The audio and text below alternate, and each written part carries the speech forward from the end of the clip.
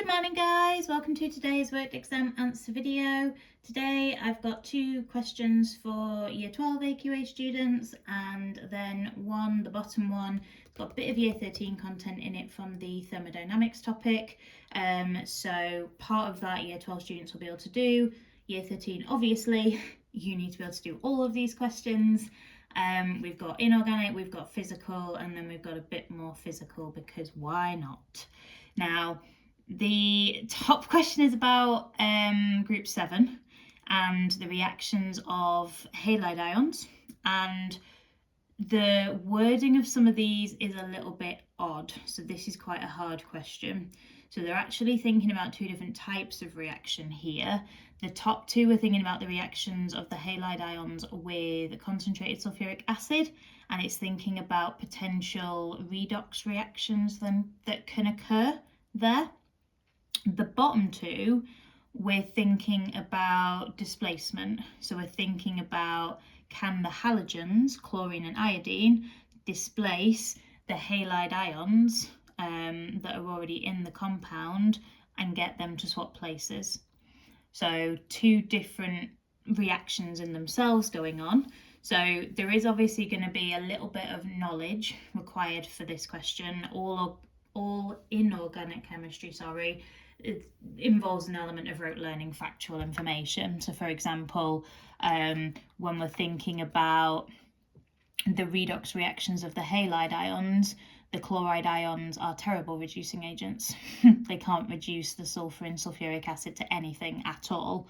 So as soon as it says it can reduce it, immediately that's got to be wrong because it can't.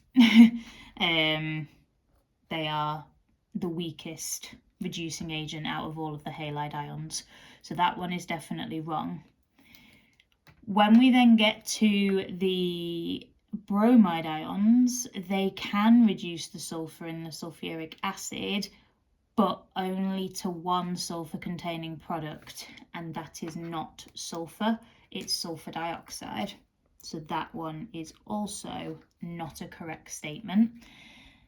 It's a slightly better reducing agent than the chloride ions because it can reduce the sulfur in the sulfuric acid from an oxidation state of +6 down to sulfur in SO2, which is +4.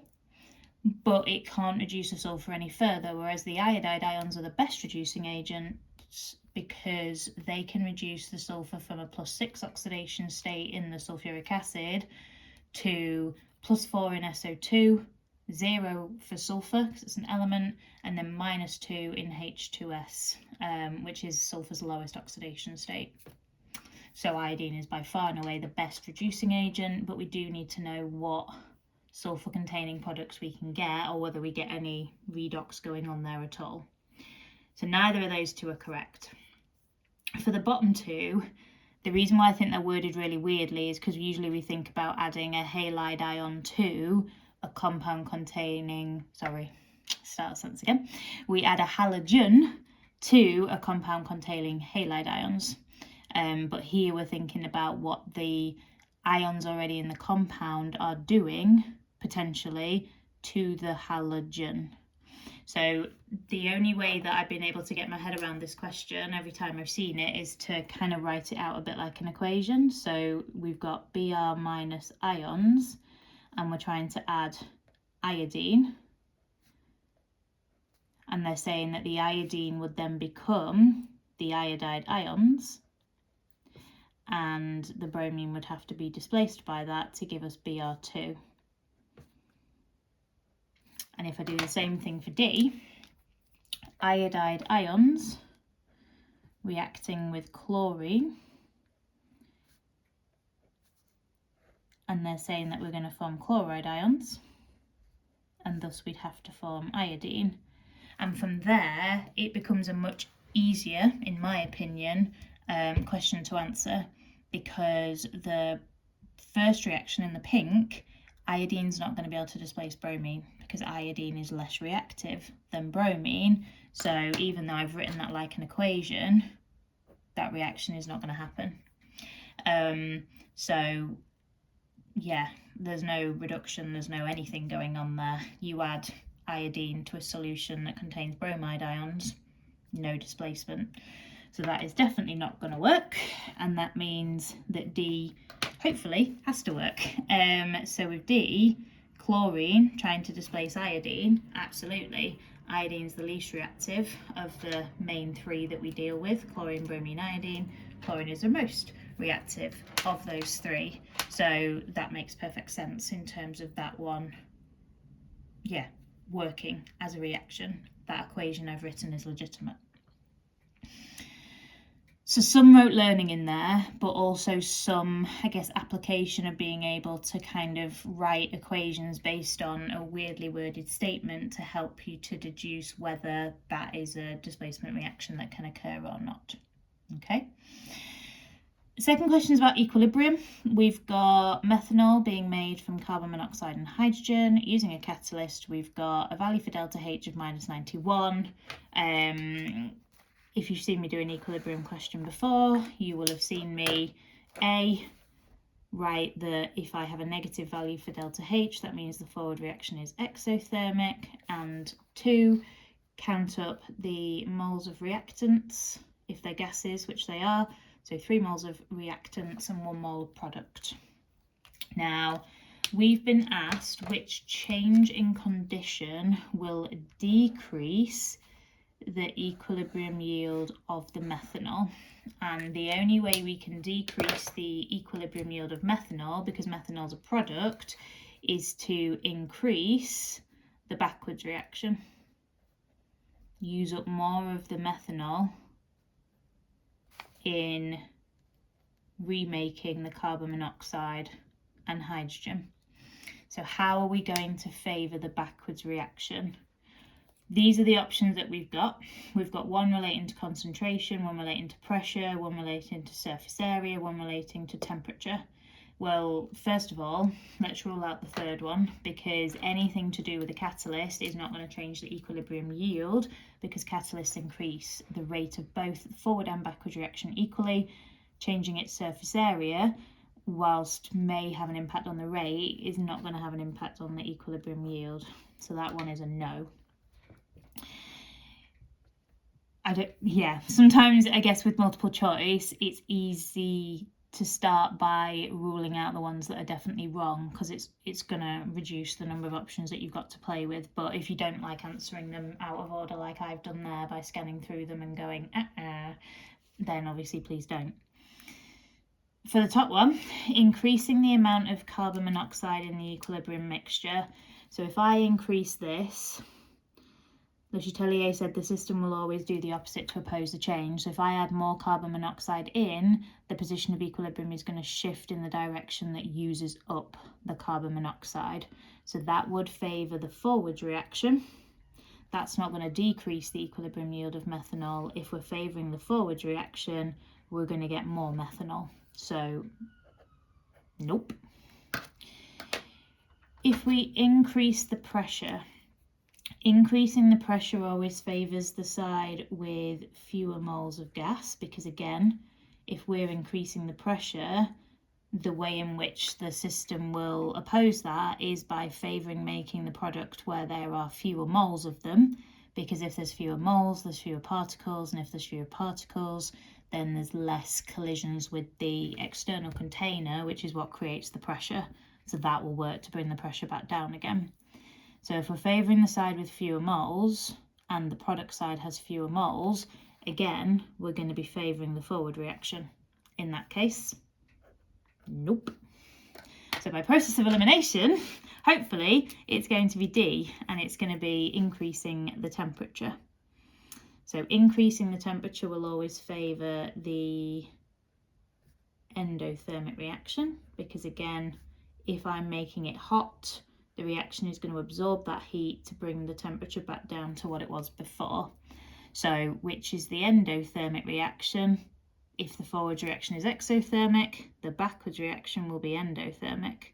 And if we want the backwards reaction to happen more, to decrease our yield of product, and the endo reaction is the backwards one, perfect. Excellent.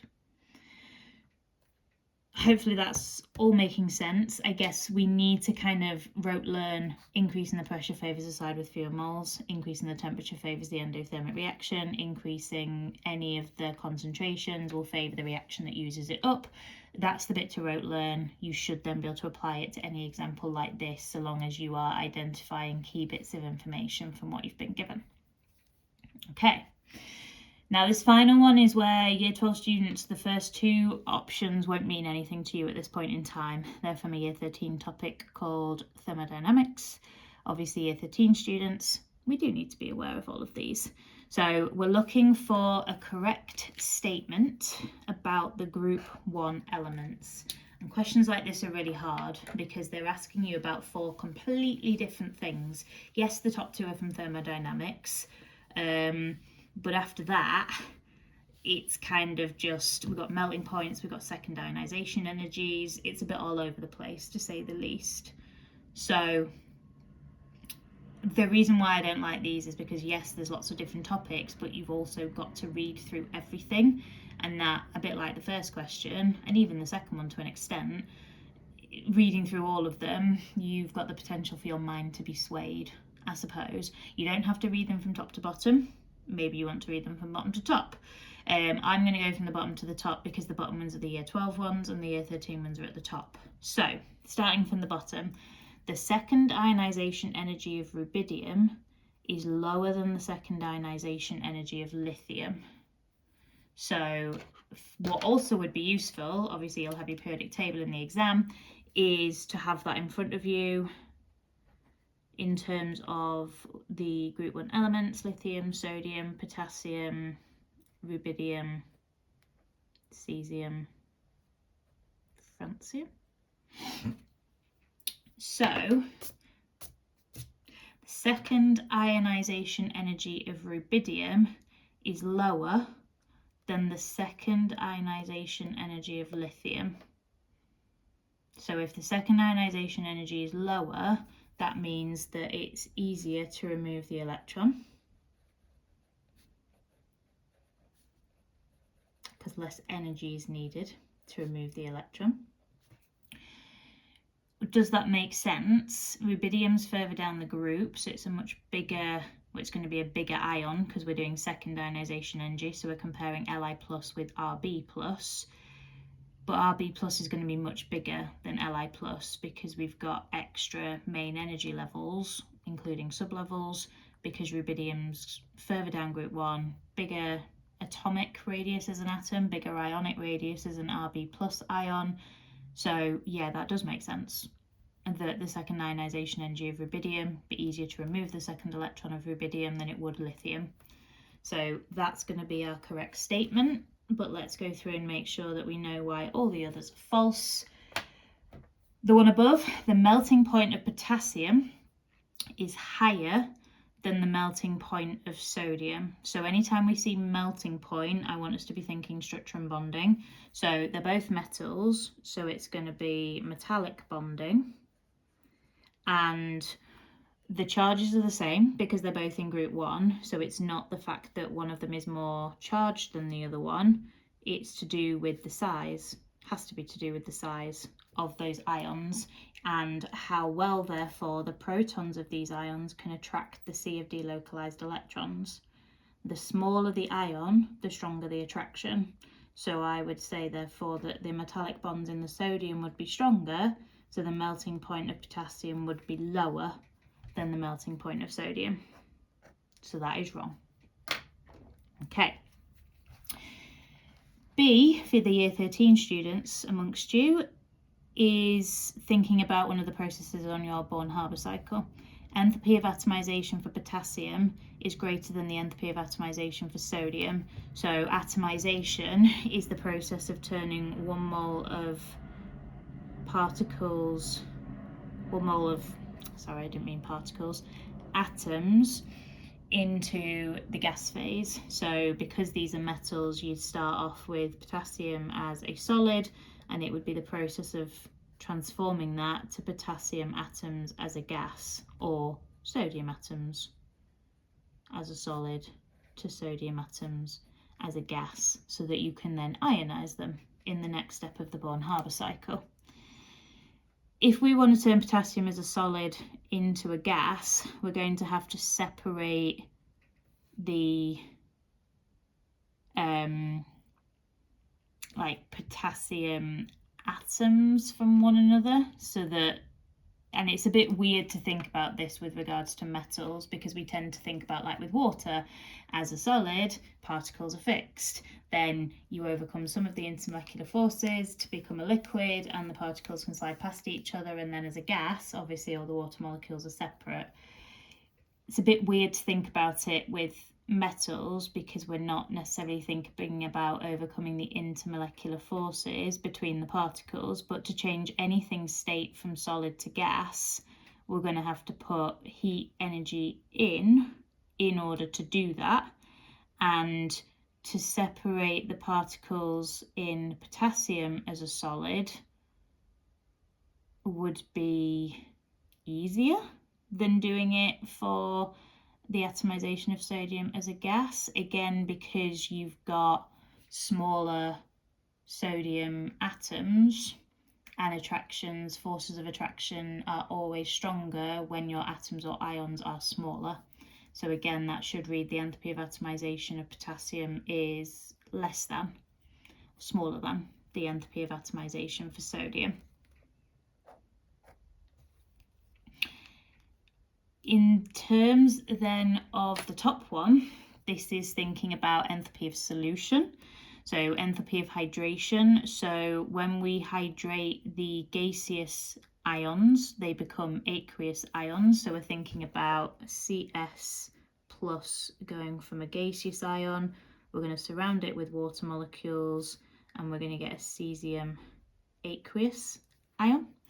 And likewise with rubidium, rubidium plus as a gaseous ion would then be surrounded by water molecules to give us our aqueous ions, and that's a part of enthalpy of solution. So we've got to first of all break up the lattice and then hydrate the ions.